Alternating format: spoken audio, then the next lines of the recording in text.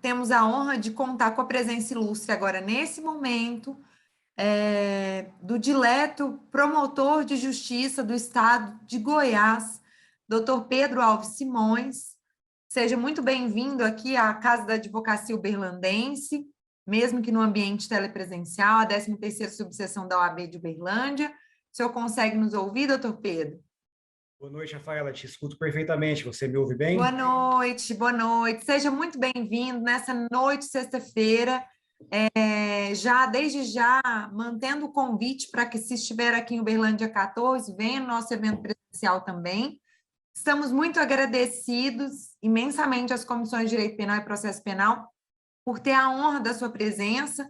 Doutor Pedro é graduado aqui em Direito pela Universidade Federal de Uberlândia. Eu tive a honra e a felicidade de tê-lo como aluno da graduação, e aí a minha alegria é muito maior. E, tão breve, ele já ingressou nos quadros da carreira de um dos concursos públicos mais difíceis, que é o concurso público do Ministério Público do Estado de Goiás. E, então, é um motivo de alegria. Tem se destacado no município de Niquelândia, no estado de Goiás, em causas envolvendo todas. Em Niquelândia é uma vara única, acredito eu, mas o doutor Pedro tem uma grande especialidade na área criminal, desde a sua graduação e os seus estudos posteriores.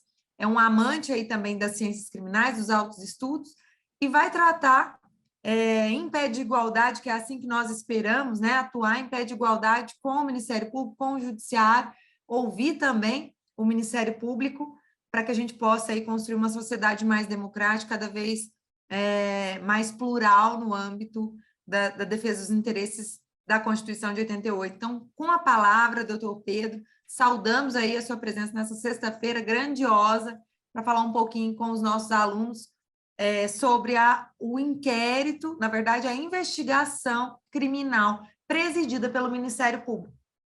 Seja muito bem-vindo.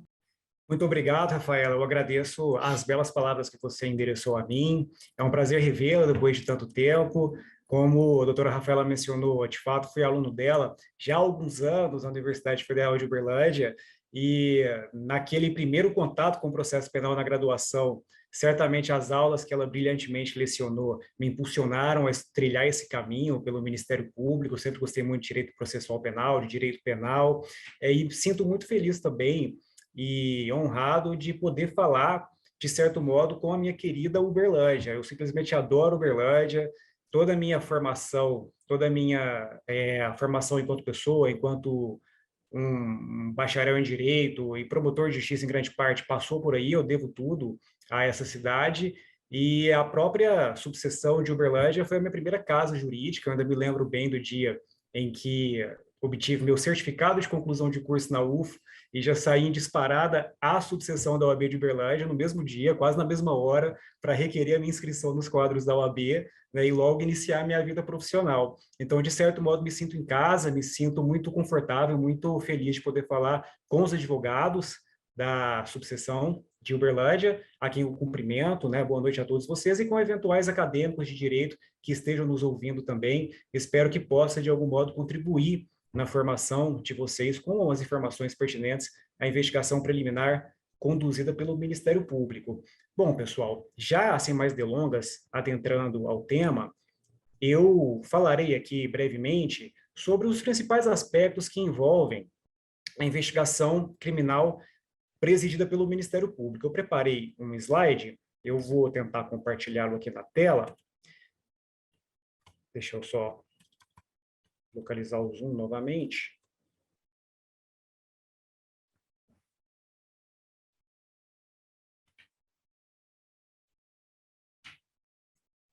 Bom, creio eu que está na tela o PowerPoint. A Rafaela está confirmando, então deve estar tudo certo, né? Eu vou aqui voltar no início, o slide está um pouco adiantado. Deixa eu chegar aqui no começo, a gente inicia pelo começo, né? Como diria o pessoal lá na minha comarca. Bom, pessoal, vamos falar aqui hoje sobre investigação criminal presidida pelo Ministério Público, que foi o tema que a doutora Rafaela me pediu aqui para falar com vocês nessa data. Bom, a investigação criminal presidida pelo Ministério Público é um tema que guarda alguma polêmica ainda nos tempos atuais, mas esse grau de polêmica já foi reduzido, já foi abrandado com o tempo, né? Nós tivemos decisões importantes do Supremo Tribunal Federal pelo reconhecimento desse poder investigatório, né? Temos ainda alguns pontos obscuros acerca disso, inclusive, infelizmente eu não pude acompanhar integralmente a fala da doutora Gabriela, mas ela abordou, citou alguns aspectos dessa problemática, né? E o fato é que a investigação criminal pelo parquê já é, digamos assim, uma realidade, né, há muito tempo no país, e nós temos que enfrentar esse tema e cada vez mais trabalhá-lo. Bom, a investigação criminal presidida pelo Ministério Público, evidentemente, é um tema que deve ser compreendido do bojo da investigação preliminar. Investigação preliminar pode ser conceituada, no âmbito do processo penal, como atividade desenvolvida por órgão oficial do Estado destinada a apurar as circunstâncias e a autoria em que uma infração penal foi praticada. Nós, então, podemos dizer que um primeiro objetivo da investigação preliminar é justamente a descoberta de fontes de prova que possam esclarecer a ocorrência dessa infração penal, testemunhas, vítima ou vítimas, documentos, imagens de câmera de segurança que demonstrem ali como, quando, em que circunstâncias ocorreu o fato possivelmente criminoso. E, evidentemente, a investigação preliminar se destina também a angariar elementos de informação quanto à autoria e à materialidade do delito, da infração penal. Então, como ela ocorreu, quando, como se comprova essa infração penal, por exemplo, o exame de corpo de delito, no caso aqueles crimes não transeuntes que deixam vestígios, e quem seria o autor dessa infração. E é muito importante também sempre dizer, quando a gente aborda esse tema, que a investigação preliminar tem basicamente duas funções essenciais. A primeira delas é a função preservadora, evitar que uma pessoa inocente, que não cometeu crime algum, seja indevidamente investigada e processada pelo Estado, e também uma função acautelatória, que basicamente é aquela função que possibilita que o Ministério Público, no momento de ajuizar a demanda criminal, de oferecer a denúncia ao juízo, não faça isso de modo temerário, de modo leviano, que a sua denúncia tenha justa causa, sob pena, inclusive, de rejeição por parte do juízo criminal. Então, nesse aspecto, a investigação preliminar, quem vai municiar o órgão acusador do Estado desses elementos indispensáveis para que uma acusação que possibilite o direito de defesa seja devidamente formulada em juízo. E, é claro, ela se destina, num primeiro momento, ao órgão do Ministério Público, que vai, a partir dessas peças de informação que foram colhidas pela autoridade investigadora, formar a sua opinião delicti, ou seja, formar o seu convencimento sobre a prática criminosa. É dizer, há ou não um crime aqui? Eu tenho um fato típico? Eu tenho uma causa excludente de ilicitude ou de culpabilidade manifesta que já me impede de ajuizar a demanda criminal? É justamente a investigação preliminar quem vai possibilitar isso. Nós sabemos, eu não vou me estender na parte teórica, acredito até que a doutora Gabriela tenha falado mais sobre isso, não quero cansar os senhores e repetir o que já foi dito, né? Mas é importante a gente fazer só mais dois apontamentos. O primeiro deles é que a investigação preliminar tem como resultado a colheita tão somente de elementos informativos, ou seja, ela não produz provas, não produz elementos de convicção que podem, sozinhos, fundamentar um édito condenatório contra quem quer que seja. São apenas elementos informativos, né, sem valor probatório, que permitem um primeiro juízo por parte do órgão acusador, evidentemente, sobre a prática de um crime. É a partir daí que se trabalha a persecução penal e esses elementos informativos não podem sozinhos justificar a condenação. Nós temos algumas ressalvas que são sempre importantes de serem feitas, relacionadas às provas cautelares, às provas não repetíveis e às provas antecipadas. Ou seja, aquelas provas que, embora num momento anômalo, fora da instrução criminal, podem ser produzidas por circunstâncias excepcionais, extraordinárias, e terão mais força de convicção do que os elementos informativos que a investigação geralmente produz. Então, as provas cautelares, a gente pode citar como exemplo a respeito delas, a interceptação telefônica. A prova cautelar é aquela que tem de ser produzida de maneira imediata, no momento específico, sob pena de desaparecimento da fonte do objeto sobre o qual ela deve recair. Então, pensem no caso das interceptações das comunicações telefônicas. Imagine que o Ministério Público precise, imediatamente, numa investigação de uma associação criminosa voltada ao tráfico de drogas, por exemplo, grampear o telefone dos suspeitos a fim de obter a prova de que essa associação existe, de que ela trafica, onde ela trafica, que tipo de droga ela trafica, para que possa desbaratar esse esquema criminoso. Essa medida tem que ser tomada no ato, porque depois pode ser que o contexto seja modificado e não mais seja possível proceder à interceptação das comunicações telefônicas exitosas. Então, essa prova, e ela pode ser chamada assim, tem uma força de convicção maior, porque ela é produzida de maneira cautelar. E o contraditório que será feito sobre ela será o contraditório diferido. Na instrução criminal, a defesa poderá se manifestar sobre ela, depois que o sigilo for retirado dessas interceptações, o teor dos diálogos transcritos, e vai produzir ali o chamado contraditório sobre a prova, o contraditório diferido. Nós temos também as provas não repetíveis, que podem ser realizadas no âmbito de uma investigação com mais força de convicção do que os elementos informativos. Como exemplos de provas não repetíveis, nós temos, por exemplo, um laudo de corpo de delito, um exame de corpo de delito atestando as lesões corporais sofridas por uma mulher vítima de violência de gênero.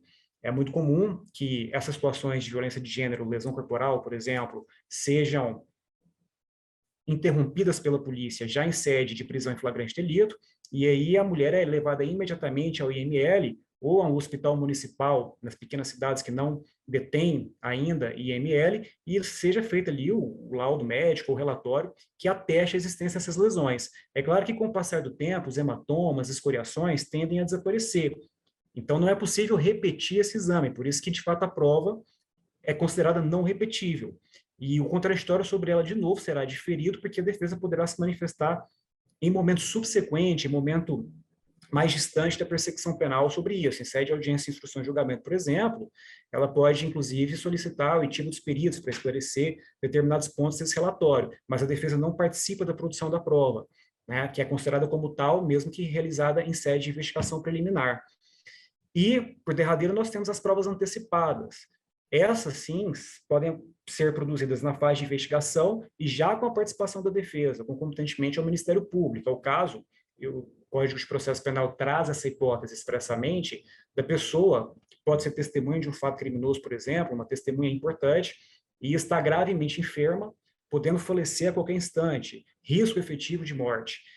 É claro que essa pessoa pode não estar viva quando, em caso de eventual processo, for designada a audiência de instrução e julgamento. Então, é preciso escolher a prova testemunhal propriamente dita e não meramente depoimento da testemunha perante a autoridade policial com força, tão somente elemento informativo, naquele instante. Então, o juiz preside o ato, né, de maneira um pouco, digamos assim, anômala, mas é possível, na presença do promotor de justiça, na presença do advogado do investigado, e, de fato, o contraditório é feito naquele momento. O Ministério Público pergunta a testemunha, o advogado também, né, e o juiz está presidindo o ato, pode complementar as perguntas, se entender pertinente, e ainda que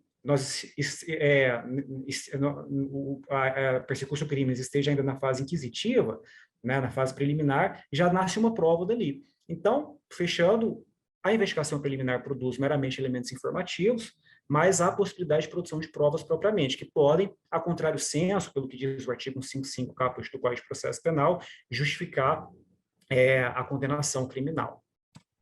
Bom, e falando agora especificamente sobre o nosso tema, da investigação criminal presidida pelo Ministério Público. Quais são os fundamentos que a doutrina tradicionalmente aponta para assegurar que existe esse poder investigatório por parte do Ministério Público? O senhor Isande se lembrar que o artigo 129 da Constituição da República arrola uma série de atribuições ao parquê. A titularidade exclusiva da ação penal, o controle externo da atividade policial, possibilidade de presidir e fazer investigações em sede de inquérito civil, dentre outras atribuições. Mas lá não se encontra, de maneira taxativa, de maneira expressa, a possibilidade de o Ministério Público investigar. E não há dispositivo legal também que, de maneira expressa, taxativa, diga isso. Mas é reconhecido esse poder, que, na verdade, hoje já é tratado como um dever por parte do Ministério Público. E como se chega a essa conclusão? Bom, o primeiro fundamento que é tradicionalmente trabalhado se refere à teoria dos poderes implícitos. A teoria dos poderes implícitos surge lá na Suprema Corte dos Estados Unidos, ainda no século XIX, no precedente McCulloch against Maryland. E a ideia dela é muito simples. Se a Constituição, diz a teoria dos poderes implícitos, confia a uma instituição uma finalidade, é claro que implicitamente, tacitamente, sem precisar dizer de forma expressa, a Constituição também confia a essa instituição os meios, os instrumentos para que a finalidade seja atingida. Em um modo mais simples de se dizer, quem pode o mais, pode o menos.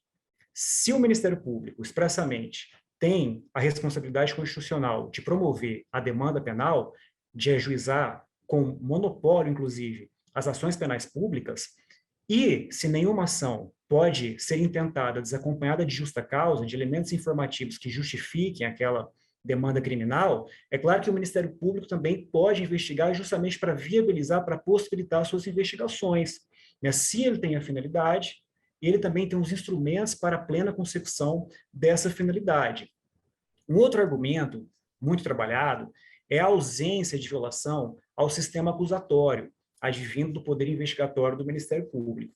O que é o sistema acusatório em curtas linhas? E aí a professora Rafaela pode me corrigir se eu estiver errado, se eu me confundir aqui, ela não vai me deixar mentir sozinho, né, como diria o outro. O sistema acusatório, basicamente, é a ideia de que o órgão acusador não pode se confundir com o órgão julgador.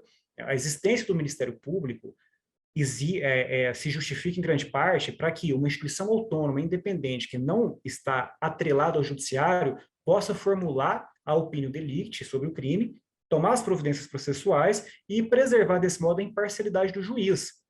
Todo e qualquer contato que o juiz tenha com a investigação nunca é bom, porque ele precisa estar absolutamente neutro desde o primeiro momento em que ele tomar contato com o fato criminoso para avaliar as provas com a máxima imparcialidade possível. Isso é o que todo mundo deseja.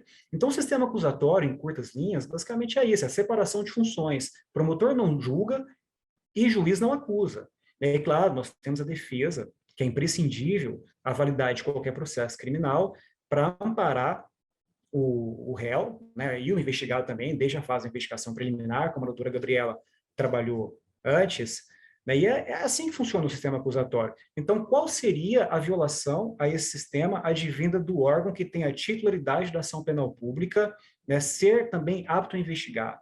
Nenhuma. Basicamente, o mesmo órgão que pode ajuizar a demanda criminal pode também buscar as provas, e não necessariamente o fato do órgão titular da ação penal pública ter o poder e o dever de buscar as provas vai fazer com que ele, de todo modo, queira denunciar as pessoas. Não, a busca pelas provas é simplesmente no sentido de se observar se de fato o crime ocorreu e se a autoria foi esclarecida.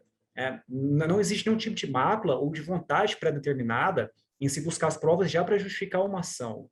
De modo nenhum, porque a ação depois custa caro. O mesmo promotor que investigou vai ter que sustentar aquele processo.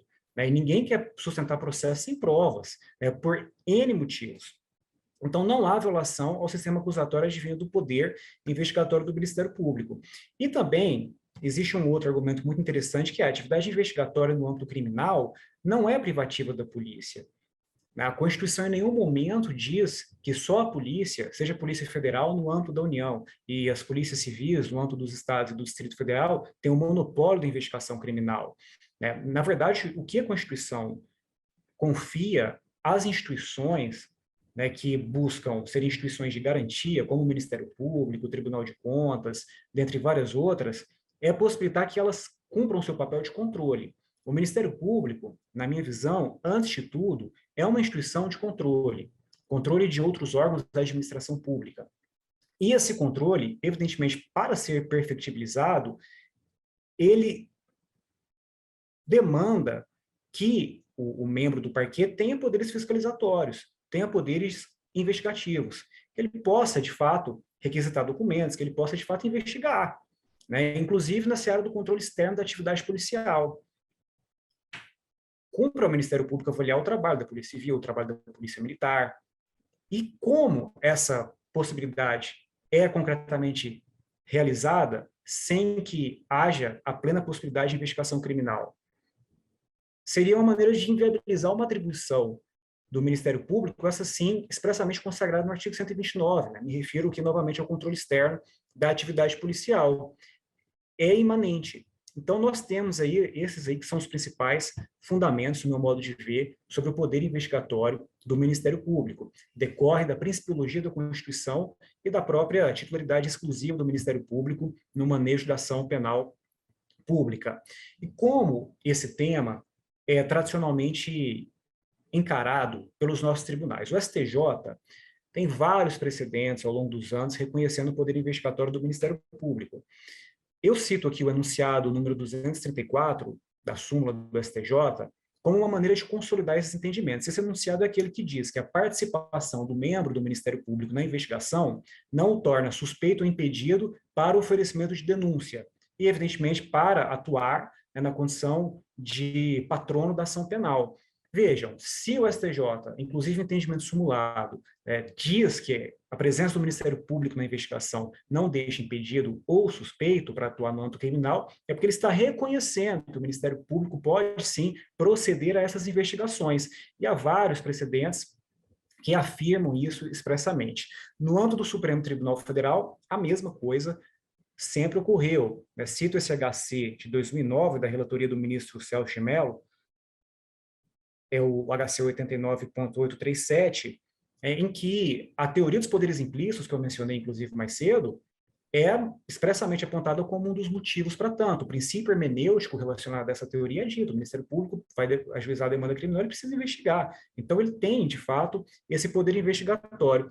E, até consolidando esse entendimento, o Supremo Tribunal Federal, como todos nós sabemos, em 2015, num julgamento que eu reputo histórico, né, julgando o recurso extraordinário 593.727, oriundo aí de Minas Gerais, com repercussão geral reconhecida, de fato diz, né, que o Ministério Público dispõe de competência para promover, por autoridade própria e por prazo razoável, investigações de natureza penal. Então, de fato, esse precedente sacramenta no nosso direito processual penal o poder investigatório do Ministério Público. A repercussão geral reconhecida tem várias consequências, todas no sentido de sedimentar a jurisprudência e de vincular, né, entendimentos de outros tribunais. E por isso que eu digo, é um caminho sem volta, né? Um tema que já teve um grau de polêmica mais acentuado há alguns anos, mas hoje, especialmente depois desse precedente do Supremo, nós temos um campo de segurança jurídica muito farto para promover as investigações amparados no entendimento do Supremo Tribunal Federal. E eu quero aqui destacar alguns pontos, especialmente por estar falando a advocacia, né, sobre as balizas que o Supremo Tribunal Federal, nesta fala aqui da repercussão geral, traçou, né, para delimitar a atividade investigatória do Ministério Público. Né? O que diz o Supremo? Existe o poder investigatório por autoridade própria do MP, mas a primeira baliza, prazo razoável. Não se admite, então, investigações que se estendem ad eterno. Não se admite investigações que não sejam devidamente objeto de atenção por parte do Ministério Público e simplesmente gerem uma carga de pesar para o indivíduo a ela submetido. É também necessário que se respeite os direitos e garantias que assistem qualquer pessoa sob investigação do Estado. Então, o Ministério Público investigando não faz com que essa investigação seja melhor ou pior do que a investigação que a Polícia Civil maneja, por exemplo, em sede de inquérito policial. E o que o Supremo quer dizer quando ele diz isso? É necessário que se respeite os direitos e garantias fundamentais de qualquer pessoa, né, que viva no Estado de Direito. Ele quer dizer, por exemplo, se o doutor promotor pretende obter dados relacionados à vida bancária da pessoa, protegidas pelo sigilo, ele vai ter de fazer um requerimento judicial na investigação dele para que o juiz possibilite o acesso a esses dados, sob pena de nulidade, de invalidade da prova. Do mesmo modo, se ele pretende obter uma interceptação telefônica, ele precisa seguir o procedimento judicial, né, que demanda autorização judicial a essa prova, para obtê-la. Então, ele precisa respeitar todos os limites traçados na Constituição e nas leis na sua investigação. Ela não é diferente de nenhuma outra investigação criminal. Ela respeita os mesmos parâmetros que qualquer ato apuratório por parte do Estado. Né? Até por isso, o Supremo diz expressamente que é necessário respeitar esses direitos e observar as hipóteses de reserva constitucional de jurisdição. É um lembrete. Não é porque é o futuro autor da ação penal que está investigando que ele pode romper esses parâmetros e obter provas protegidas, né, por sigilos, e que são garantias constitucionais, de maneira via atalhos, né, por assim dizer. E também o Supremo Tribunal Federal teve a preocupação acertadíssima, no meu modo de ver, de fazer uma referência expressa às prerrogativas profissionais de que se acham investidos os advogados, né, e cita expressamente o Estatuto da OAB, a Lei 8.906 de 94, o artigo 7º, que os senhores sabem muito melhor do que eu, né, que trata ali das prerrogativas, dos direitos dos advogados. E eu até grifei o inciso 13 aqui, para não me esquecer de falar, que é citado expressamente pelo Supremo Tribunal Federal, é aquele inciso, né, que fala que o advogado tem acesso aos autos do procedimento investigatório, né, diretamente, é um direito do profissional de advocacia, é um direito da pessoa investigada, e isso acontece, né, diuturnamente no âmbito das investigações também, que são presididas pelo Ministério Público. Quem aí eventualmente nos está ouvindo, né, e atua na área criminal, e já teve a oportunidade, por exemplo, de acompanhar uma investigação levada a efeito pelo GAECO, né? O GAECO faz bastante uso do procedimento investigatório criminal no Ministério Público, ou mesmo pelo promotor criminal da comarca, onde o advogado milita, sabe que isso acontece de maneira diuturna e não há nenhum tipo de problema, né? É um direito, uma prerrogativa da advocacia que é plenamente exercida, claro, salvo aquelas diligências que estão em andamento, né? E elas não podem ser de pronto documentadas no procedimento, sob pena, inclusive, de inviabilização do seu resultado. Mas tudo que já foi documentado é, de fato, entregue ao advogado, ele atua, tem direito de acessar os autos de maneira muito rápida. Hoje em dia, com a digitalização não só dos processos, mas da vida, né, é muito simples concretizar isso, o secretário simplesmente manda lá um e-mail para o advogado com todo o procedimento, né, e instantaneamente se tem notícia ali de tudo para que ele possa traçar a estratégia defensiva que entender mais pertinente. E o Supremo também diz o seguinte, sem prejuízo da possibilidade, no contexto de investigação que é presidida pelo Ministério Público, evidentemente sempre presente no Estado democrático de direito, de permanente controle jurisdicional dos atos investigatórios, necessariamente documentados, praticados por membros da instituição. Ou seja, a investigação do Ministério Público é também submetida ao controle jurisdicional do Estado. Não é incomum, por exemplo, que em sede de pique, o membro do Ministério Público seja autoridade coatora no habeas corpus. Tal como aconteceria com o delegado de polícia, né, algumas vezes, e quando há deferimentos cautelares, por exemplo, o juiz de direito e o promotor de justiça figuram no polo passivo do habeas corpus, né, então o controle existe, né, de variadas formas, não tem nenhum elemento especial que dificulte ou inviabilize esse controle, muito pelo contrário, né, é uma investigação como qualquer outra, seguindo as regras que são as regras constitucionais e legais aplicáveis a toda e qualquer atividade investigatória, e evidentemente submetido ao acompanhamento do defensor, da pessoa submetida à investigação, e também submetida ao controle jurisdicional. Então, o Supremo Tribunal Federal, em 2015, reconheceu o poder investigatório do Ministério Público em sede de repercussão geral, e, de certo modo, né, encerra a discussão, pelo menos temporariamente, no Brasil tudo é possível, sobre o tema. Né? De lá para cá, nós tivemos uma evolução, como eu gosto de pensar, sobre esse poder investigatório do Ministério Público. Nós somos, no Brasil, signatários da Convenção Americana de Direitos Humanos, o famoso Pacto do São José de Costa Rica.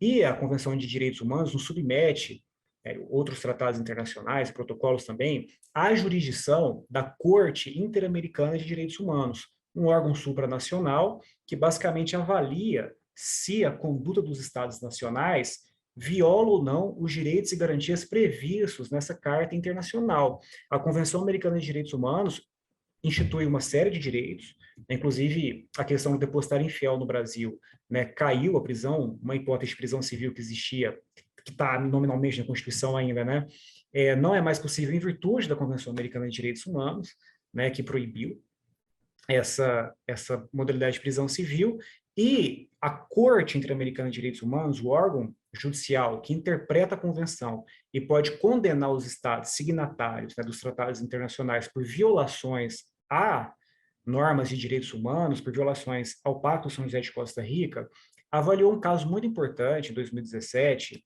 relacionado à favela Nova Brasília, lá no Rio de Janeiro, né, que resultou numa condenação do Estado brasileiro. Então, veja, o Estado brasileiro foi réu num processo na Corte Interamericana de Direitos Humanos. No final, essa corte entendeu que a pretensão contra o Estado brasileiro, de fato, era procedente e o condenou a uma série de questões. Né? Vou fazer um breve relato do caso para a gente entender melhor. A favela Nova Brasília se situa no Complexo do Alemão, no Rio de Janeiro. Uma área que todo mundo sabe que é extremamente problemática, muito violenta e, invariavelmente, palco de operações policiais mal sucedidas.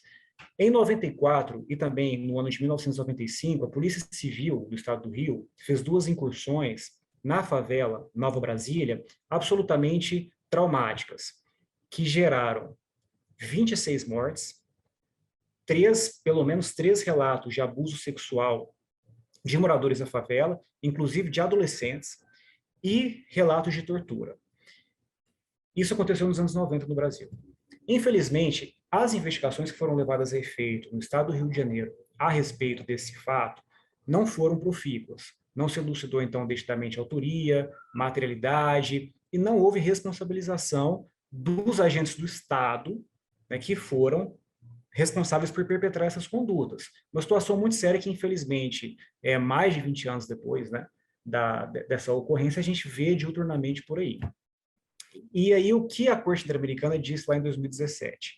Olha, nós precisamos condenar o Brasil porque ele violou os direitos humanos previstos na Convenção Americana, né, especialmente o direito à vida, porque não conseguiu proteger a vida de seus cidadãos, que foi exterminada, no caso, por agentes do próprio Estado, e também, depois da ocorrência das mortes, do abuso sexual, das torturas, não conseguiu possibilitar uma investigação que trouxesse amparo às famílias vitimadas, o que também é um problema seríssimo. E a Corte chega a uma conclusão, olhem que interessante, a respeito do poder investigatório do Ministério Público, né, avaliando esse poder investigatório a partir de uma interpretação da Convenção Americana de Direitos Humanos. O que a Corte diz? Né, que o Estado, aí vem nesse ponto resolutivo número 16, que tem natureza vinculante para o Estado brasileiro. Não é admoestação, é uma ordem, o Estado precisa cumprir. Né? A Corte diz, o Estado brasileiro, no prazo de 1 ano, contado a partir da notificação da presente sentença, deverá estabelecer os mecanismos normativos necessários para que, na hipótese de supostas mortes, tortura e violência sexual decorrentes de intervenção policial, em que prima facie policiais apareçam como possíveis acusados, desde a notícia crimes, se delega a investigação a um órgão independente e diferente da força pública envolvida no incidente, como uma autoridade judicial ou o Ministério Público, assistido por pessoal técnico, por pessoal policial, técnico, criminalístico e administrativo ou alheio ao órgão de segurança pública a que pertence o possível acusado ou acusados. Então, a Corte Interamericana falou, olha, esse país tem um problema sério de violência policial, com resultados catastróficos, inumanos, absolutamente traumáticos para a América Latina. E essas investigações, quando elas são realizadas, né, por parte das próprias forças policiais, cujos membros são envolvidos, né, os suspeitos da prática dessas infrações, essas investigações não vão adiante, elas não dão em nada. E isso gera uma violação aos direitos das famílias envolvidas, né, que têm, de fato, um direito fundamental, um direito humano previsto na Convenção Americana de Direitos Humanos, né, à justiça, a obter a responsabilização, né, das pessoas ali que foram, de fato, autores de crimes contra seus entes queridos, né, crimes graves, homicídios, crimes contra a dignidade sexual e tortura. Né? E aí se compreende que o Ministério Público, de fato, tem de exercer esse papel investigatório, inclusive nesses casos, né, especialmente nesses casos, sob pena de inviabilização da justiça. Então, é interessante, a Corte Interamericana de Direitos Humanos fala expressamente que o MP, né, precisa investigar esses fatos criminosos. Esse precedente da Corte Interamericana teve alguns desdobramentos. Agora, no plano legislativo, eu cito aqui esse projeto de lei, lá de 2018, que até hoje tramita no Senado, eu chequei nessa semana para falar para vocês aqui com convicção o atual estado dele, né? E esse projeto de lei basicamente faz o seguinte, ele objetiva alterar o CPP, né, para prever de maneira expressa a competência do Ministério Público destinado à investigação de crimes cometidos por agentes dos órgãos de segurança pública, no exercício das funções, e para permitir que o ofendido participe efetivamente da investigação criminal. Então, esse projeto de lei quer incluir um artigo no Código de Processo Penal que diga expressamente isso, que o Ministério Público, nesses casos, né, de fatos praticados por agentes do Estado, né, investigue essas notícias, a fim de fato, ter investigações exitosas que possam responsabilizar os responsáveis. Isso está previsto, né, no projeto de lei, ele está lá tramitando no Senado, e também nós tivemos, muito interessante falar também, em 2020, um precedente do Supremo Tribunal Federal muito interessante, que traz mais balizas e aprofunda o papel investigatório do Ministério Público no âmbito criminal, né? Esse precedente vem de uma DPF. Essa DPF gerou muita polêmica, tem gerado muita polêmica, né, no Brasil, também oriunda do estado do Rio de Janeiro, também relacionada à violência policial, a incursões da polícia em comunidades na cidade do Rio, e o Supremo julgou, né, de forma colegiada, a medida cautelar que foi requerida nessa DPF. Ela diz basicamente respeito multifacetada da DPF, mas talvez o ponto central seja uma regulamentação das incursões policiais nas comunidades do Rio de Janeiro em tempos de pandemia. Foi muito criticada pela Polícia Civil do Estado do Rio, houve uma série de desdobramentos, mas o que o Supremo diz, e é interessante para a gente falar aqui, é o seguinte: esse é o ponto 9 do acórdão, que julgou a medida cautelar. O reconhecimento da competência investigatória do Ministério Público, tal como fez esse tribunal quando o julgamento do RE 593.727, aquele recurso extraordinário que eu já mencionei aqui antes, com repercussão geral reconhecida, deflui da competência material direta do Ministério Público, consoante exposto no artigo 129, incisos 1º e 9º da Constituição. O sentido da atribuição dada ao Ministério Público no texto constitucional coincide com o papel que se exige de uma instituição independente para a realização das atividades de responsabilização penal previstas nos princípios das Nações Unidas sobre o uso da força e de armas de fogo. O reconhecimento do Ministério Público para realizar essa atividade não pode ser visto como faculdade, pois quem detém a competência para investigar não pode agir com discricionariedade sobre ela, sob pena de compactuar com a irregularidade que deveria ser cuidadosamente apurada. E diz o Supremo expressamente: sempre que houver suspeita de envolvimento de agentes dos órgãos de segurança pública na prática de infração penal, a investigação será do Ministério Público. Então, o próprio Supremo, digamos, tipifica uma hipótese em que a investigação necessariamente deve ser presidida pelo Ministério Público. E diz mais: o exercício dessa atribuição deve ser ex officio e prontamente desencadeada, o que em nada diminui os deveres da polícia de enviar os relatórios sobre a operação ao parquê e de investigar no âmbito interno eventuais violações. Por exemplo, por intermédio das corregedorias, a polícia não vai ficar eximida de fazer suas apurações administrativas para aplicar sanção disciplinar, como o Ministério Público tem a investigação criminal. Então, vejam, o Supremo, anos depois daquele recurso extraordinário que reconhece o poder do Ministério Público de investigar, aprofunda esse entendimento, diz que é um dever, né, no caso de investigação envolvendo violência policial, né, de o Ministério Público efetivamente presidir uma investigação célere, ex officio, rápida, que possa ser exitosa e talvez funcionar como um marco civilizatório no Brasil, um país com tantos casos de violência policial, né, e tragédias protagonizadas por infelicidades da polícia como o nosso. O Supremo também, no item 11 desse acórdão, na medida cautelar da DPF, fala novamente que, havendo suspeita de envolvimento de agentes dos órgãos estatais, a investigação deve ser do Ministério Público. Essa investigação tem que seguir as diretrizes do protocolo de Minnesota, né, especialmente no que tange a oitiva das vítimas, familiares, e traz aí esse dever, profundo dever investigatório do Ministério Público. Bom, nós sabemos que está tramitando na Câmara dos Deputados atualmente um projeto de lei que o objetivo é instituir um novo Código de Processo Penal. Essa discussão legislativa é oriunda do Senado. Já foi aprovado um projeto de lei no Senado, né? Se eu não me engano, acho que 2010, né, doutora Rafaela, faz muitos anos, né? E ele está aí na Câmara também já há bastante tempo, né, com muitas discussões sobre todos os aspectos. Inclusive, a nossa regulamentação do juiz de garantias, que ainda está suspensa, né, por força da decisão do ministro Luiz Fux, foi retirada né, do projeto do novo Código de Processo Penal, dessa lei que foi aprovada lá no Senado, esse projeto de lei que já está aprovado no Senado e colocado no pacote anticrime, né? Então, ele, embora esteja tramitando, de certo modo, já é realidade para a gente. E o poder investigatório do Ministério Público no novo CPP, como está o debate? Vejam, senhores, o projeto de lei 8045 de 2010, que tramita atualmente na Câmara dos Deputados, já teve redação de todos os tipos, ideias e debates sobre o poder investigatório do Ministério Público. A comissão especial destinada a proferir parecer nesse projeto de lei, né, exarou um documento, se eu não me engano, em maio desse ano, que se posicionava favoravelmente à aprovação dessa emenda 94, que está aí no slide, que incluiria a seguinte redação no Código de Processo Penal. Seria o artigo 8º, né, nesse vindouro Código de Processo Penal.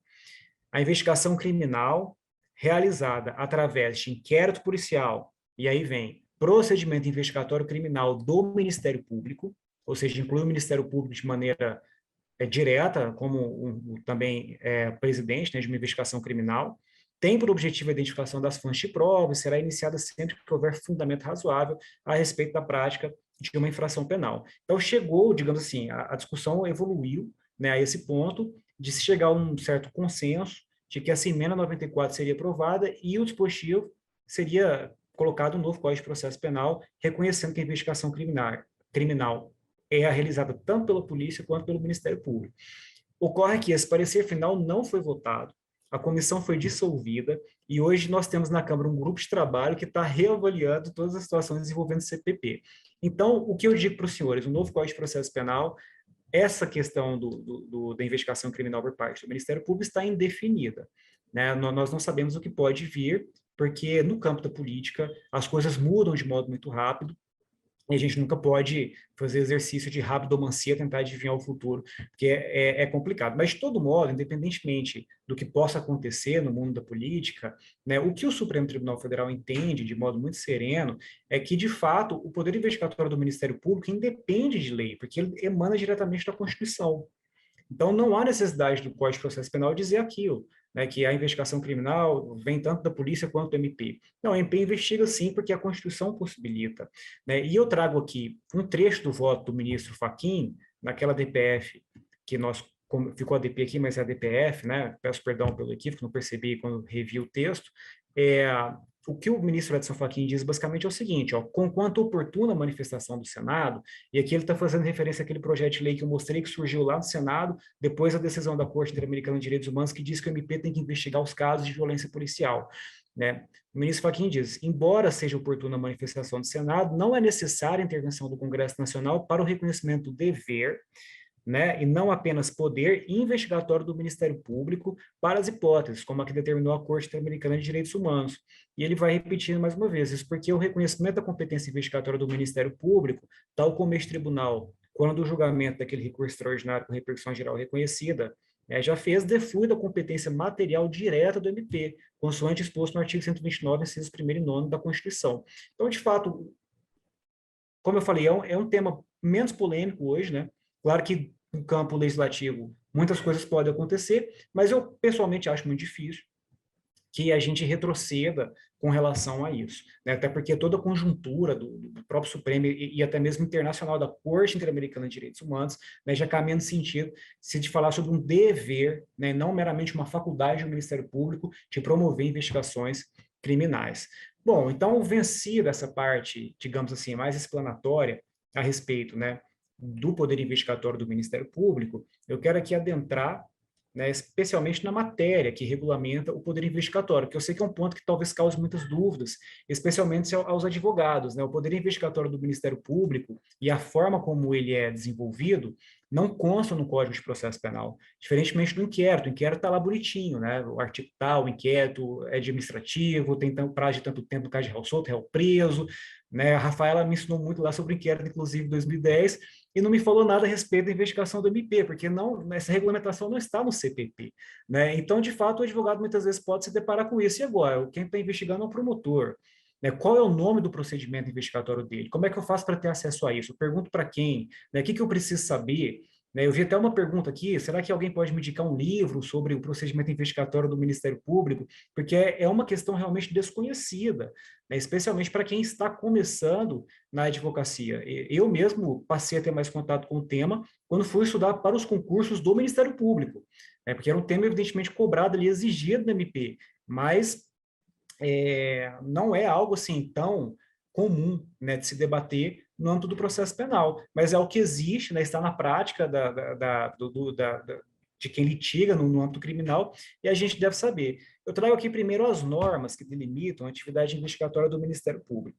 A primeira delas é a Constituição da República, evidentemente. Se numa investigação o promotor objetivar obter um elemento de informação, né, que passe pela flexibilização de uma garantia constitucional submetida à reserva de jurisdição, como eu disse, ele precisa fazer o requerimento judicial, sob pena de invalidade, de nulidade. Então, o promotor, que é um dado acobertado por sigilo bancário, por sigilo fiscal, ele vai fazer o requerimento para o juiz, tal como o delegado representaria, né, no bojo de um inquérito policial. Olha, cheguei no ponto da investigação em que eu tenho que obter as informações bancárias do meu investigado nos últimos 3 anos. Eu posso simplesmente oficiar o banco, eu, delegado ou promotor, para que ele me diga isso? Numa investigação criminal? Não. São dados sensíveis sobre a vida da pessoa, então preciso fazer o requerimento judicial e o juiz vai avaliar se de fato há indício, se aquela prova realmente é importante, para flexibilizar essa garantia em prol da continuidade da investigação. A legislação também, ela vai ser considerada pelo promotor de justiça no momento da apuração. Uma lei importante é a própria lei das interceptações das comunicações telefônicas. A lei não diz lá que a interceptação é a última rácio, que ela demanda indícios de autoria, provas de materialidade, que não é possível no caso dos crimes punidos apenas com detenção. Ela traz uma série de balizas. Então, se eu vou pedir uma interceptação, eu preciso também analisar o que a lei me impõe para aquela diligência ser cumprida, né? E a grande matriz que nós temos aqui normativa é a resolução número 181 de 2017 do Conselho Nacional do Ministério Público. Essa resolução delimita de maneira específica os procedimentos que devem ser observados pelo promotor de justiça, pelo procurador da República, pelo membro do Ministério Público, no momento em que ele proceder a uma investigação de natureza criminal.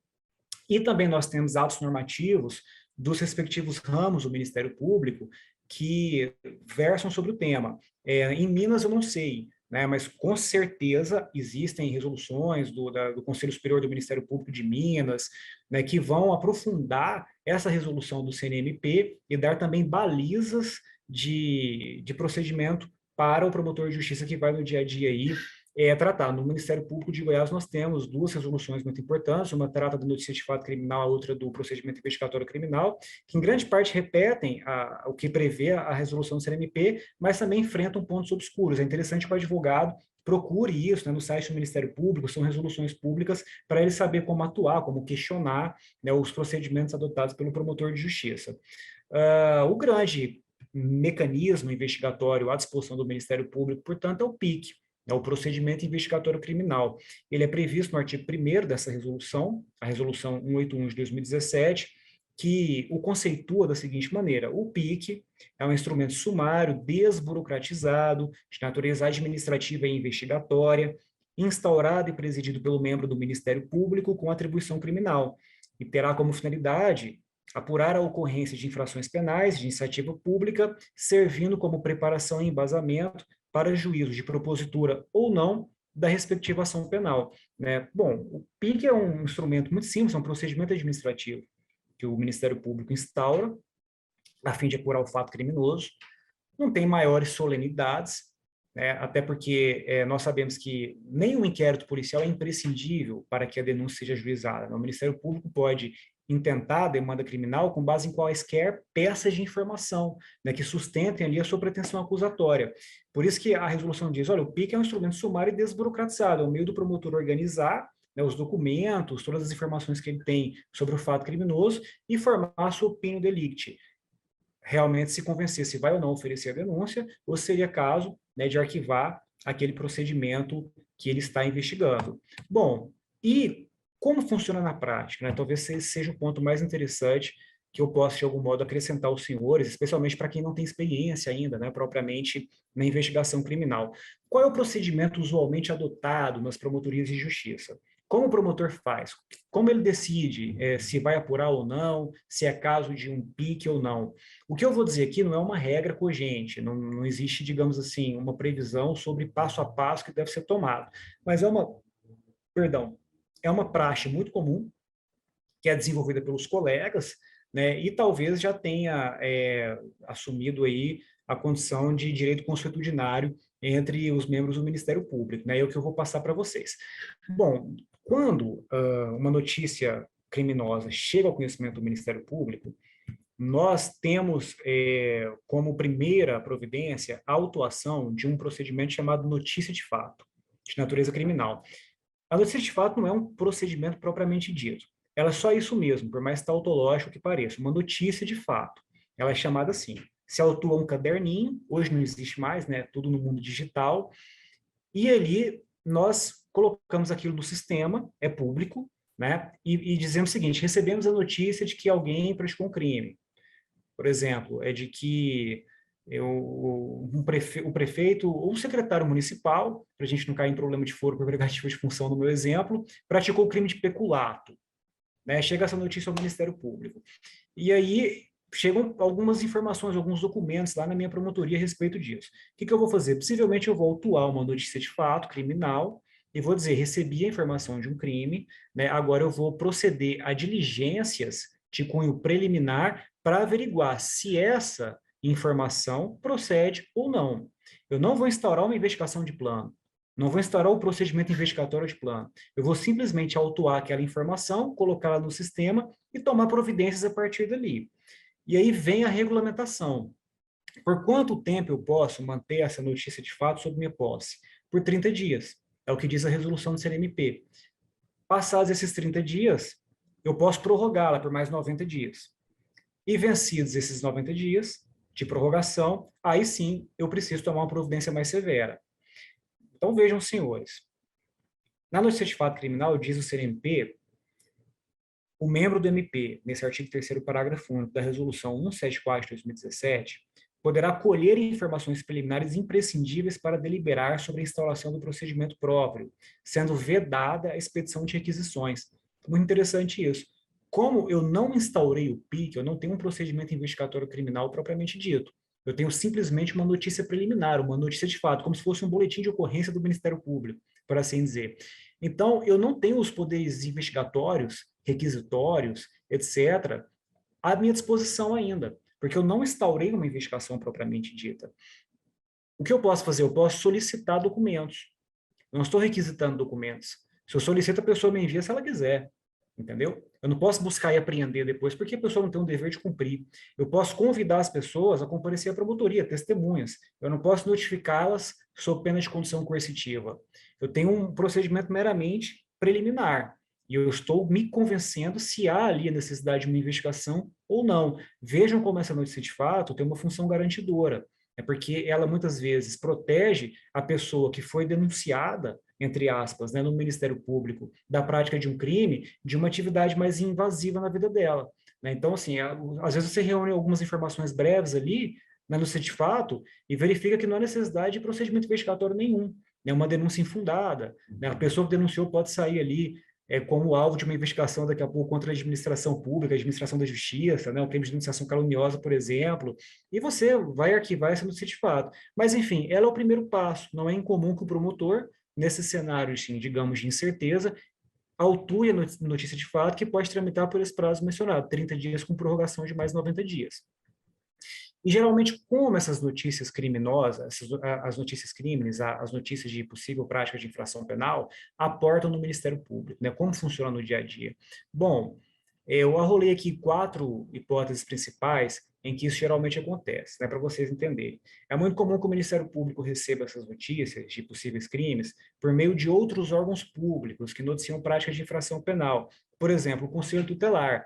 Eu sou promotor da infância e juventude na minha comarca e sou também promotor criminal. O Conselho me manda um relatório dizendo que teve que retirar uma criança emergencialmente, de maneira precária, da casa dos pais, ou da casa da mãe, porque o padrasto estava abusando sexualmente dessa menina. E aí ele colocou a criança na instituição de acolhimento da cidade, né? Eu vou tomar providência a partir desse relatório cíveis, no âmbito da infância e juventude, solicitar a medida protetiva em favor da criança, mas eu tomei conhecimento também da prática de um crime, né, ou de indícios ali relacionados a um possível crime de estupro de vulnerável. É o artigo 217-A do Código Penal. E é um crime, às vezes, de difícil elucidação. Se você não agir rapidamente, a coisa tende a se dispersar, né, porque envolve um constrangimento familiar, às vezes a mãe é dependente daquele padrasto ou de qualquer outra pessoa, né, que tenha ali contato com a criança e acaba tentando atrapalhar a investigação. E o promotor, às vezes, recebe até exame de corpo de delito, né, que o Conselho Tutelar apresenta, porque quando ele retira a criança da casa, leva no hospital ou em outro órgão e já se constata ali, por exemplo, a conjunção carnal de uma criança de 12 anos. Né? Então, eu posso, já a partir do meu notícia de fato criminal, autuar ela e tomar providência ali, ouvir pessoas que possam relatar as informações, né, obter imagens, dados públicos, um demanda de requisição, para rapidamente elucidar também a prática desse crime contra a dignidade sexual daquela criança. Né? Esse fato chega muito rapidamente ao MP, e ele existe também uma atuação rápida, né, sob pena de impunidade. Também é muito comum que o promotor de justiça tenha notícia de fatos criminosos por intermédio de procedimentos de natureza civil, né, ou procedimentos cíveis que tramitam na promotoria. Por exemplo, o inquérito civil público. E o promotor instaura um inquérito civil para apurar se o secretário municipal está usando maquinário da prefeitura em obra particular. Né, de fato, identifica que sim, isso está acontecendo. Né, existe uma implicação também de natureza criminal nessa conduta. Né, e eu já tenho, às vezes, a prova pronta no meu inquérito civil. E eu vou ter que tomar providência criminal também. Então, eu vou lá, autuo como notícia de fato, às vezes complemento uma ou outra informação e já posso tomar providência criminal, seja o ANPP, né, hoje em dia, ou mesmo a denúncia nos casos em que o ANPP não é possível. Mas na minha atividade de ofício ali, né, eu já obtive toda a informação probatória que eu preciso para também atuar no âmbito criminal. E é muito comum que isso aconteça. É muito comum também que práticas de notícias de práticas criminosas cheguem a nós por intermédio de inspeções obrigatórias que o promotor tem de realizar, por exemplo, em presídios, em unidades de internação de menores, em instituições de longa permanência, né, os abrigos dos idosos. A gente vai ao presídio e o custodiado diz: doutor, eu fui agredido pelo agente tal, estou com uma marca aqui de lesão. Se o senhor solicitar o registro da câmera de ontem, tal hora, o senhor vai ver que ele me bateu com um cacetete sem motivo nenhum. Fui agredido aqui, fui torturado, fui humilhado. Né? Deu prática lá deu notícia da prática de lesão corporal, de qualquer delito que seja. O Ministério Público, então, não tem por que não agir imediatamente. Né? Vocês entendem? Já tive ali contato, eu posso levá-lo para a Promotoria de Justiça, solicito para o diretor da unidade a imediata remoção dele, colho as declarações, né? Já encaminhado também para o Hospital Municipal ou para o IML para fins de confecção do exame de corpo de delito, para testar essas lesões, se a narrativa dele também vai ser harmônica com as lesões que foram constatadas, e as providências podem ser tomadas na seara criminal, até mesmo providências cautelares, o afastamento desse agente que agride presos, se for necessário, se for uma conduta habitual, se for uma conduta que realmente denote risco à ordem pública, aí eu preciso fazer isso na seara criminal. Por exemplo, abrigo de idosos, já aconteceu uma situação muito triste comigo, de numa vistoria me deparar com uma pessoa que tinha sido agredida, um senhor de quase 90 anos, teve o nariz quebrado por um cuidador, né, de um abrigo de idosos. Né, e a minha vistoria coincidiu ali com a notícia. Eu acho que, na verdade, eu recebi a denúncia e fui até lá, né, no abrigo para verificar a veracidade. De fato, me deparei com a pessoa machucada, e aí a gente acessou os registros das câmeras e foi identificada a agressão, entendeu? Caminhamos para o hospital, foi feito o exame, né, que foi uma lesão por agressão e tudo mais. Está lá na imagem que o cara realmente bateu no idoso, né, e eu ajuizei a ação civil, nessa hipótese, contra a instituição de longa permanência, requeri o afastamento desse cuidador que agrediu os idosos, e aí tomei providências, eu acho que encaminhei para o juizado especial criminal, porque deu lesão leve só, no caso desse rapaz que agrediu o idoso. Mas, assim, também numa atividade obrigatória de minha parte, eu tomei contato com o fato criminoso e posso tomar as providências criminais também envolvidas, né? E é claro que o Ministério Público recebe notícias a todo momento da própria sociedade, especialmente nesses casos de violência policial. Execuções da polícia militar em situações em que a polícia diz que houve confronto, né, por parte da pessoa abordada, a família da vítima constitui o advogado vai ao Ministério Público, leva a petição e relata tudo que aconteceu.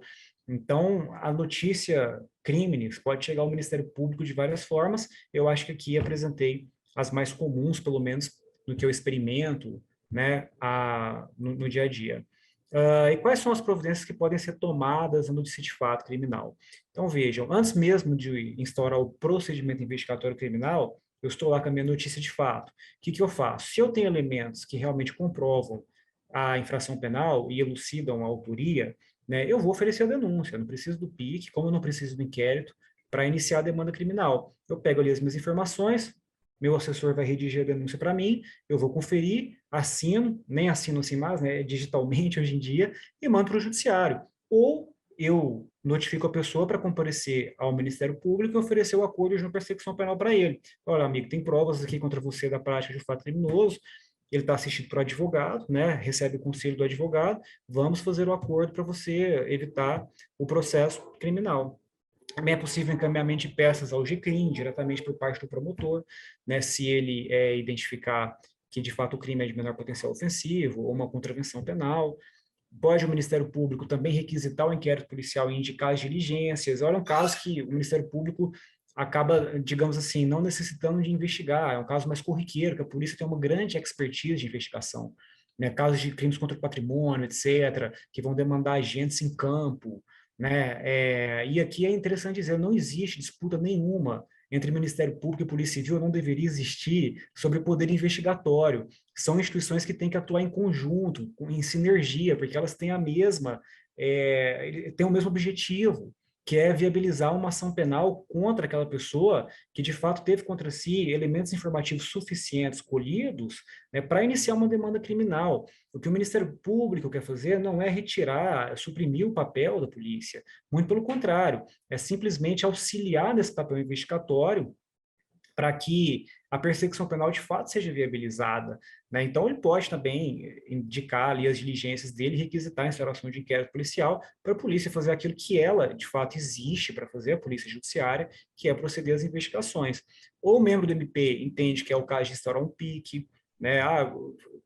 Colhi informações preliminares no notícia de fato e parece que efetivamente houve execução por parte do polícia militar contra uma pessoa.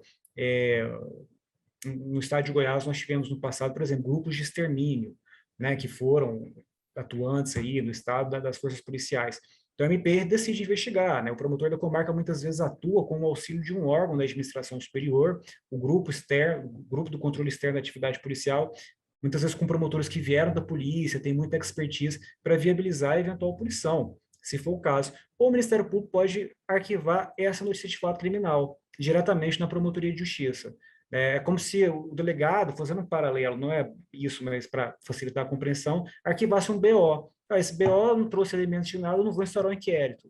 Né? Vou arquivar o boletim de ocorrência, fica para ulterior conferência. O promotor, olha, eu vou arquivar o notícia de fato criminal, né? Não tem crime aqui, a prova, de fato, não apontou nenhuma linha de investigação, não é possível fazer nada, e aí a gente vai encerrar aqui agora sem submeter a pessoa, né, cuja notícia chegou na promotoria de justiça de que ela teria praticado um crime, a nenhum tipo de constrangimento, né, investigatório indevido.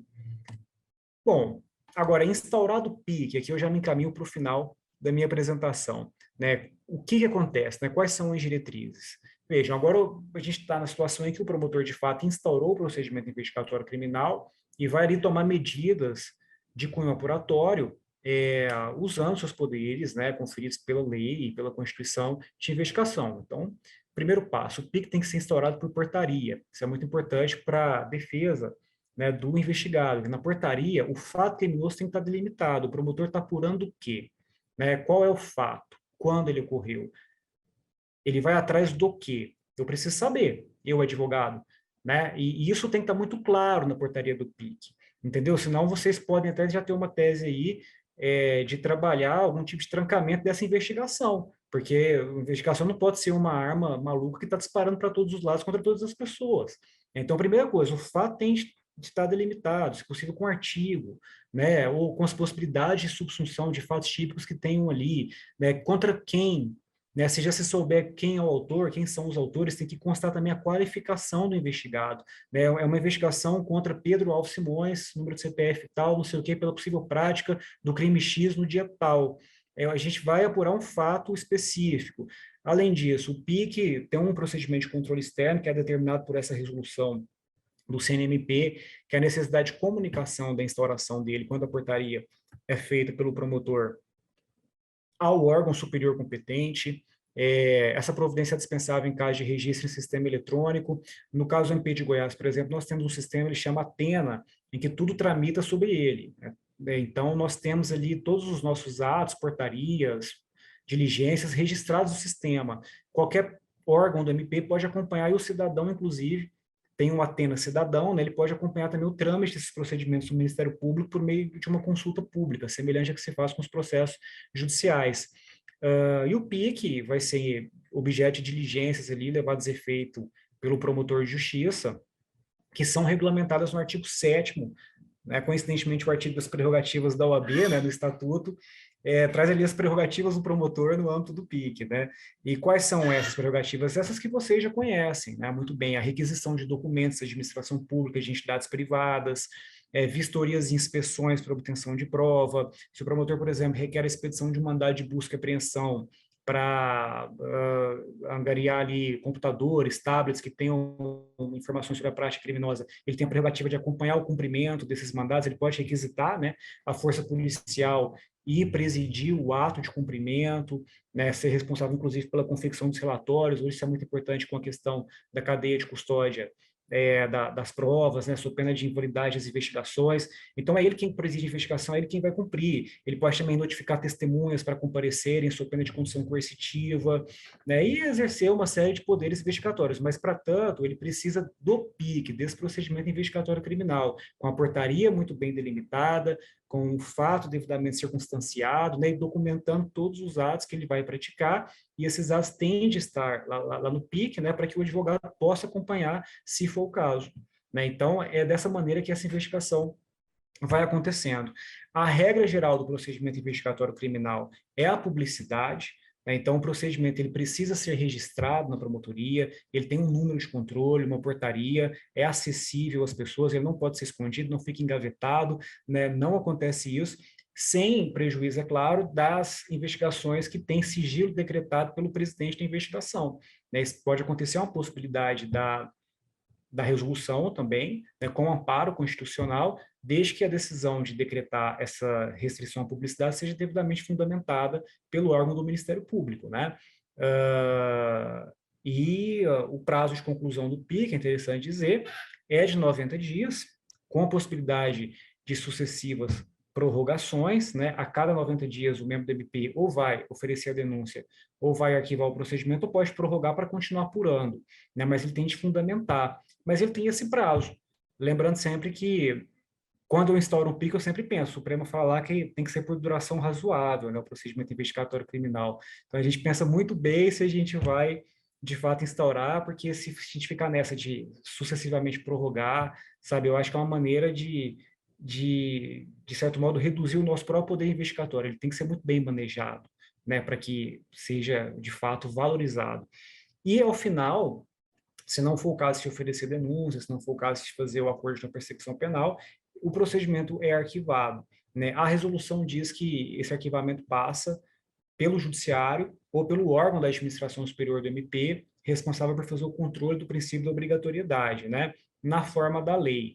Bom, a lei, que é o CPP, no caso, diz que, depois da alteração do pacote anticrime, quem faz o juízo, né, de supervisão do princípio da obrigatoriedade é o próprio Ministério Público agora, né? O Procurador-Geral, então, é que vai receber esse arquivamento e vai avaliar se, de fato, mantém esse arquivamento ou encaminha para outro órgão do MP para tomar providência relacionada à denúncia ou oferecimento de ANPP. Só que esse dispositivo também teve a sua eficácia suspensa, né, pelo ministro Luiz Fux, lá em final de 2019, começo de 2020, eu não me recordo. Então, de fato, eu entendo que o único arquivamento possível hoje é justamente perante o juízo, né? Então, tal como o inquérito policial, os autos são encaminhados para a autoridade judiciária, que vai exercer a função anômala, né, de fiscal do princípio da obrigatoriedade, né, homologar a promoção de arquivamento do Ministério Público ou determinar o encaminhamento dos autos, aplicando a sistemática que foi mantida, né, por causa da decisão do ministro Luiz Fux, anterior do CPP, né, que é encaminhar os autos para o procurador-geral para saber se insiste no arquivamento ou se vai designar um outro membro para oferecimento de denúncia. Bom, pessoal, fim aqui. Eu acho que são as linhas, assim, digamos, mestras sobre o tema. Tentei falar um pouco aqui sobre o poder investigatório em si, teoricamente. Tentei mostrar para os senhores questões práticas, né, relacionadas a como essa investigação acontece na prática, como o Ministério Público toma contato com fatos criminosos, como o procedimento investigatório é feito, quais são as balizas, qual é a regulamentação, né, no objetivo de esclarecer um pouco sobre o tema que, de fato, ele não é tão conhecido e tão falado. Né? Eu agradeço muito a atenção e fico à disposição dos senhores aí para sanar eventuais dúvidas que os senhores possam ter. Bom, parabéns, doutor Pedro. Excelente ação. A gente percebe assim a riqueza, né, da sua fala, com detalhes enriquecedores. Muitas vezes nós atuamos no âmbito da advocacia e precisamos dessas informações, até mesmo, como o doutor colocou, para a gente contrastar quando, né, essa investigação estiver destoando, né, dos pilares que o senhor aqui elencou de forma maestral. Muito obrigada mais uma vez, em nome da OAB Uberlândia. Você que é filho da casa, está temporariamente no Ministério Público, porque nós sempre, todas as profissões, a voltar para a advocacia quando da aposentadoria, ou mesmo antes, né? Alguns colegas seus, às vezes, acabam saindo aí antes, mas ficamos aqui enriquecidos. Eu agora vou passar para a parte boa, que eu acredito que essa turma aqui ela é muito participativa, e é sextou e eles estão participando. Pessoal, mostrem as carinhas e façam perguntas diretas ao doutor Pedro.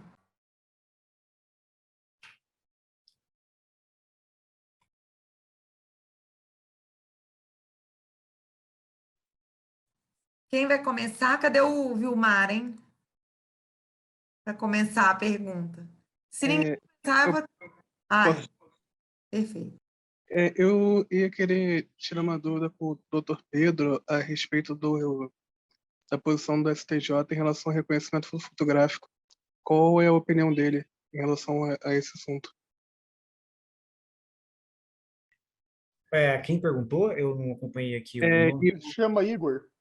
Ok, Igor, é um tema bastante difícil e polêmico, né? A doutora Gabriela trabalhou um pouco aí sobre ele, sobre reconhecimento em geral de pessoas, e o fato é que a nossa investigação criminal no Brasil, ela é muito precária ainda, né? A falta de recursos humanos, a falta de recursos materiais, há muito desconhecimento, sabe, por parte da polícia militar. A gente estava falando agora há pouco mesmo aí de questão da polícia fazer essas fotografias e mostrar para a pessoa e chegar lá. Então, assim, a gente tem muita coisa para superar, né? O reconhecimento fotográfico tem que ser analisado nesse ambiente de reservas, né? Porque gera dúvidas, pode ter um induzimento das pessoas, né? Especialmente como foi mencionado pela doutora Gabriela aí, no instante do crime, ele é usado nas instruções criminais, por exemplo, né, é muito comum que se mostre ali fotos, né, nesse sentido que eu digo, para a vítima, na hora que foram retiradas aí na delegacia de polícia, mas eu acho que a gente precisa sempre analisá-lo de acordo com as demais provas contidas nos autos, né, mais um elemento de convicção, não vejo que ele tem maior ou menor força probatória, sabe, do que a prova testemunhal ou várias outras. Se os elementos convergirem no sentido de reforçar, né, a segurança do reconhecimento fotográfico ali e tal, ok, né, a gente pode analisá-lo com essa força probatória. Agora, se não, se tratar de um elemento isolado, né, aí eu não vejo como sustentar qualquer linha no sentido de se garantir um êxito condenatório a partir dele, né? Meu entendimento sobre prova geralmente é assim, né? A gente precisa ter um caminho, digamos, coerente no sentido da condenação, né? Independentemente do meio probatório que seja elencado. Doutor Boa Pedro, noite. Pois Obrigado não. por falar minha dúvida, professor. Kátia? Kátia, Oi, boa noite, posso falar? fique à vontade, Kátia. Boa noite, doutor Pedro. Muito obrigado pela sua explanação.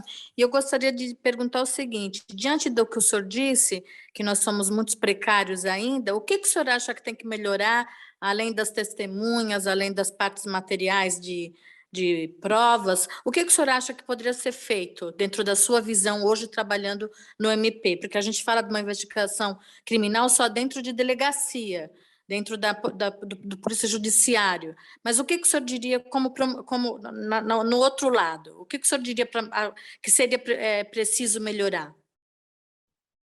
Bom, em termos de investigação criminal no Brasil, a gente precisa melhorar tudo, né? Eu acho que,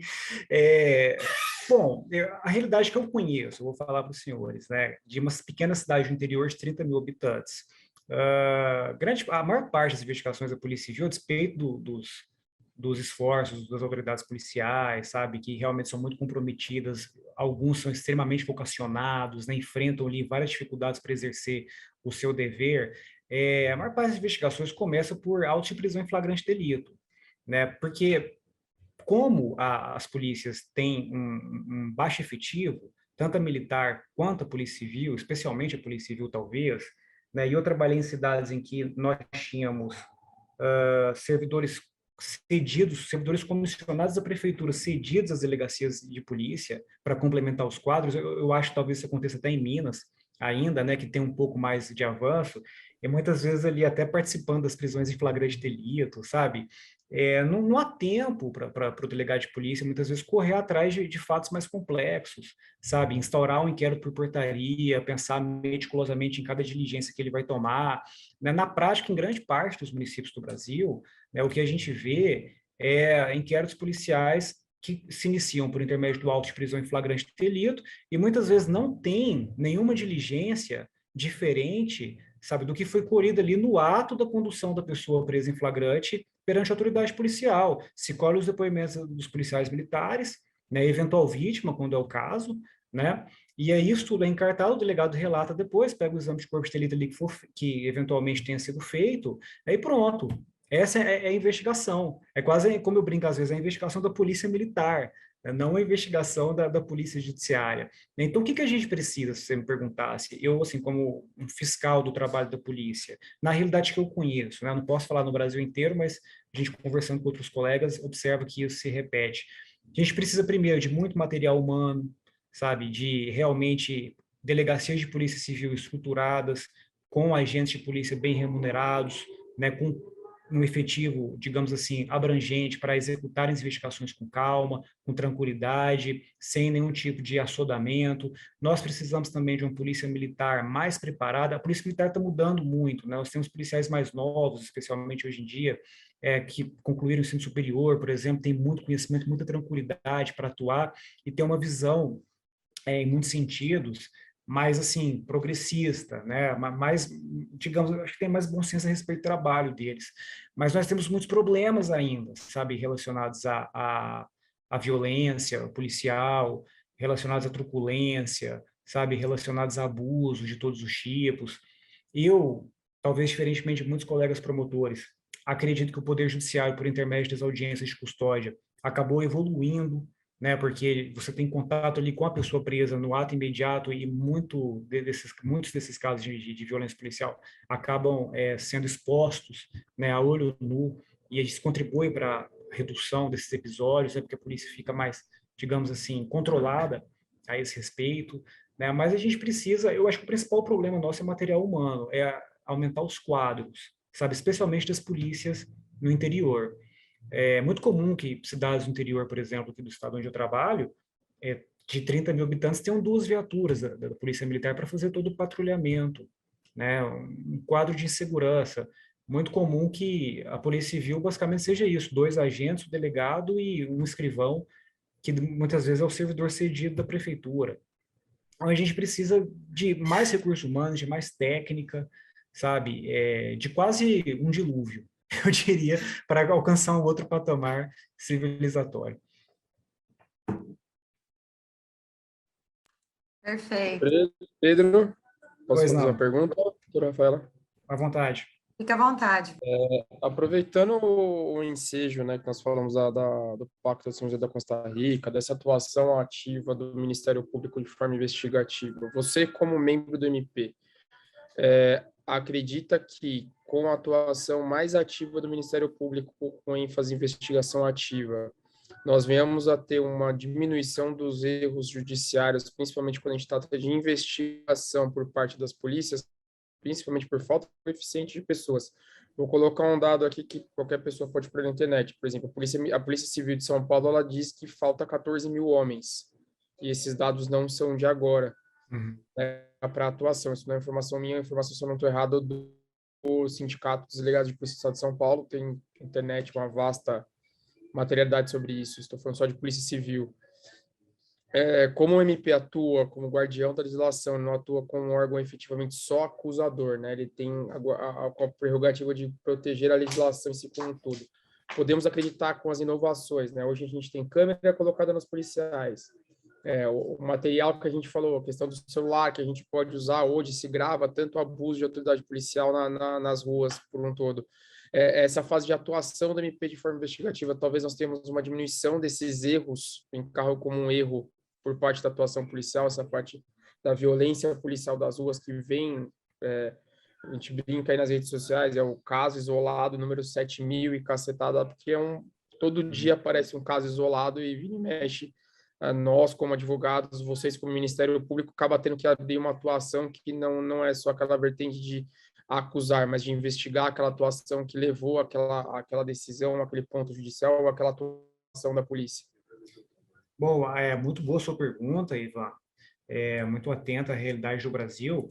O que eu penso, e eu até já tive a oportunidade de falar isso hoje, é que as atividades investigatórias da polícia e do Ministério Público se complementam.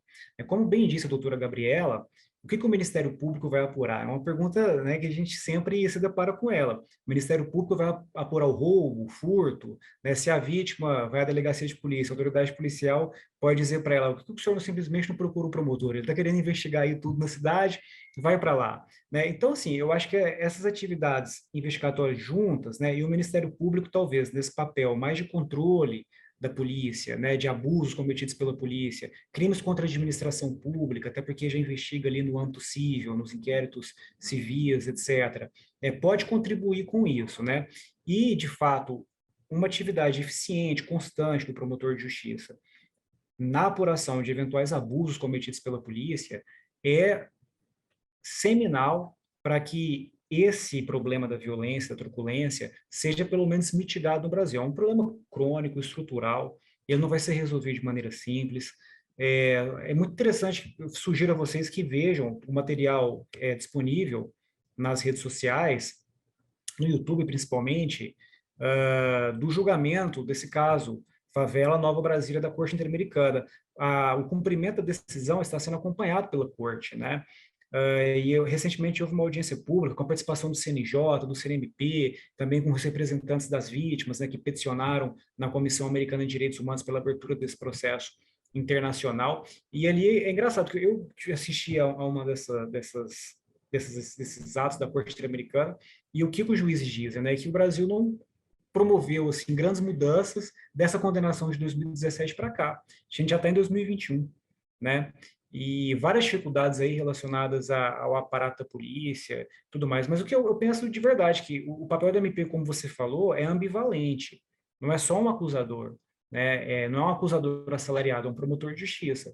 Ele precisa ter muita atuação ali próxima da polícia, sempre muito forte, ajuizar as ações cabíveis, né? Investigar criminalmente isso aí, sabe? Muitas vezes as corregedorias não conseguem, às vezes fazem um bom trabalho, mas muitas vezes não vai adiante.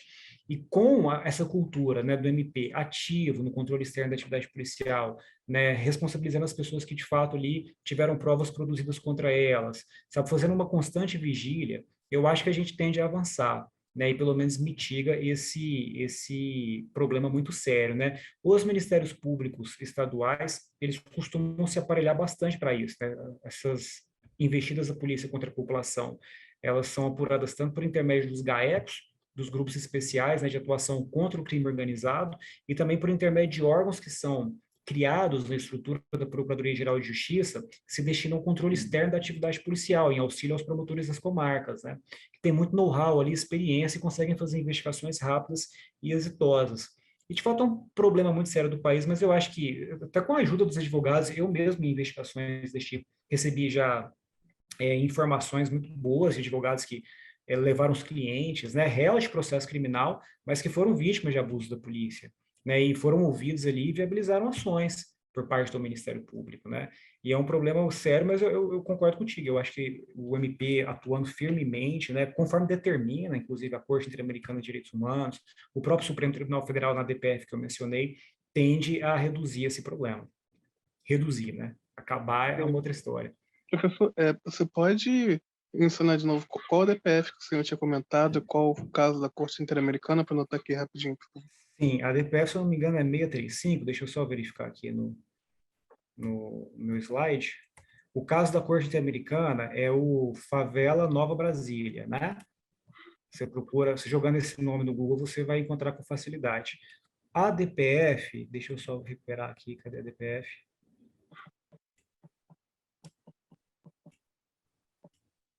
(635) mesmo. É a medida cautelar na DPF 635, né, que traz aqueles pontos que eu expus.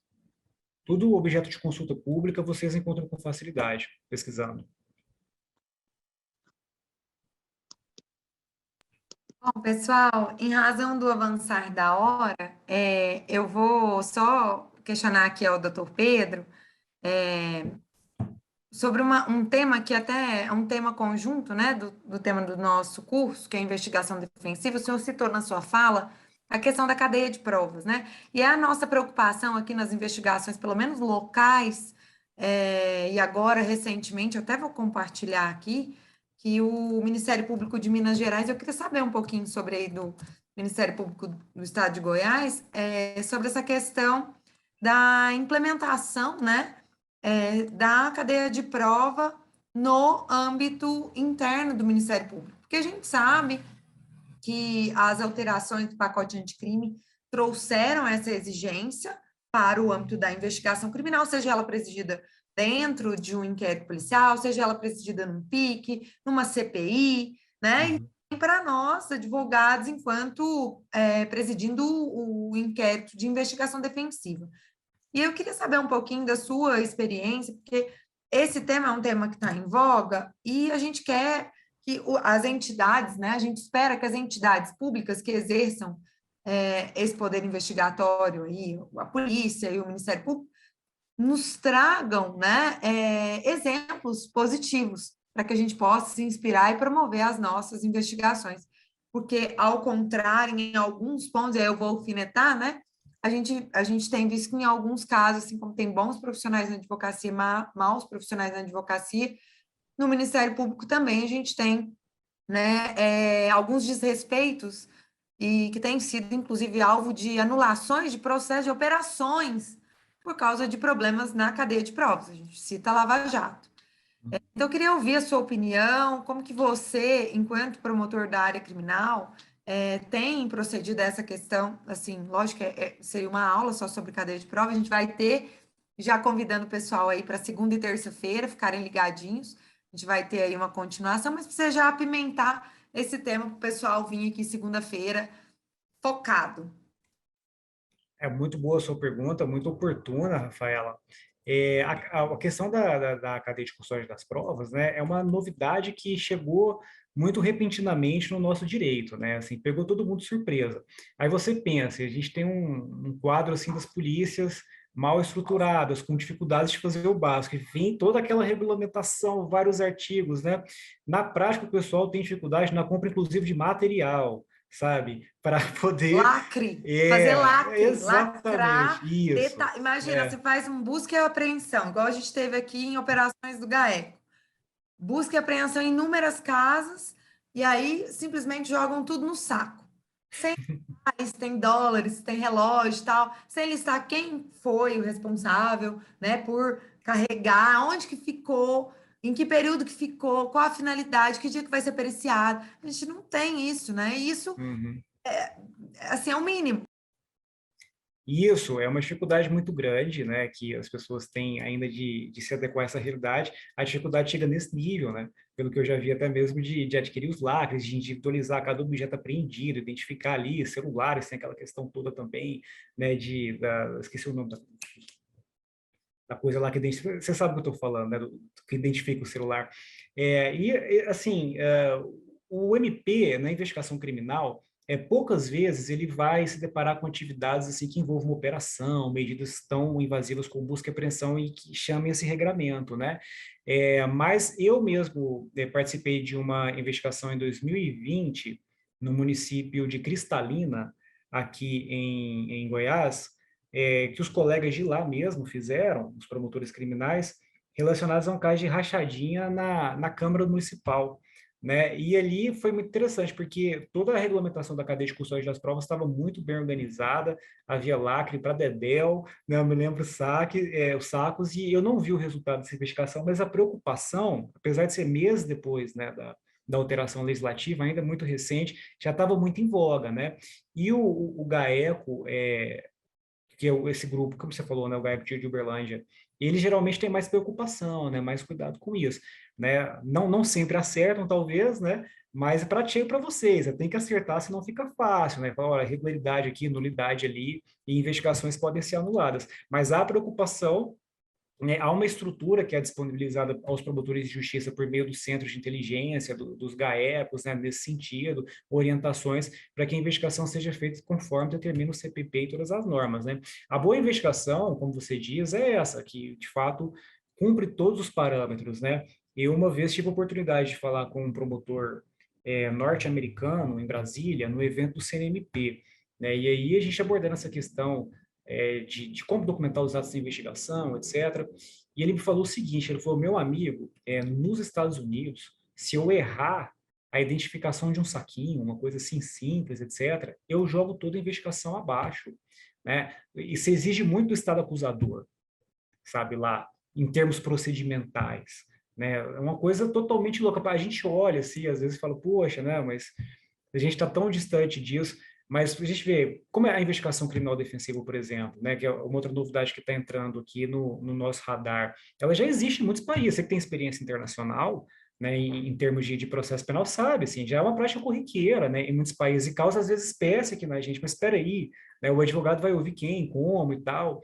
Então, assim, eu acho que as novidades demoram um pouco para, de fato, grudar na gente, mas esforços têm sido envidados. Não sei dizer da realidade aí, né? Espero que o pessoal esteja cada vez mais se centrando para conseguir cumprir todos os requisitos, todos os procedimentos aí da cadeia de custódia da prova, que é importante, né? Preservar, para não haver manipulação, né? Realmente dar segurança para todo mundo, inclusive para a autoridade investigatória, em termos de abuso de autoridade, sabe? Esse tipo de coisa que é uma preocupação muito grande que a gente tem, né? Quando faz as investigações.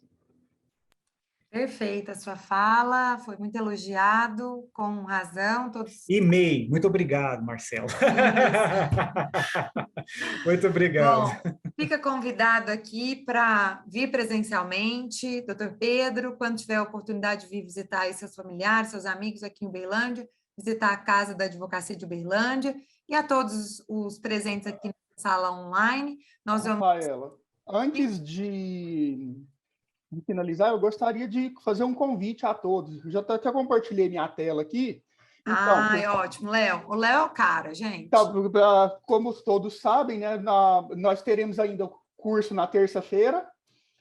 Perdão, na segunda e na terça-feira. Na segunda-feira nós teremos o professor, o Dr. Felipe Martins Pinto, que vai falar sobre o provimento 188/2018 do Conselho Federal da OAB, que o provimento vai falar sobre os limites da investigação defensiva no Brasil.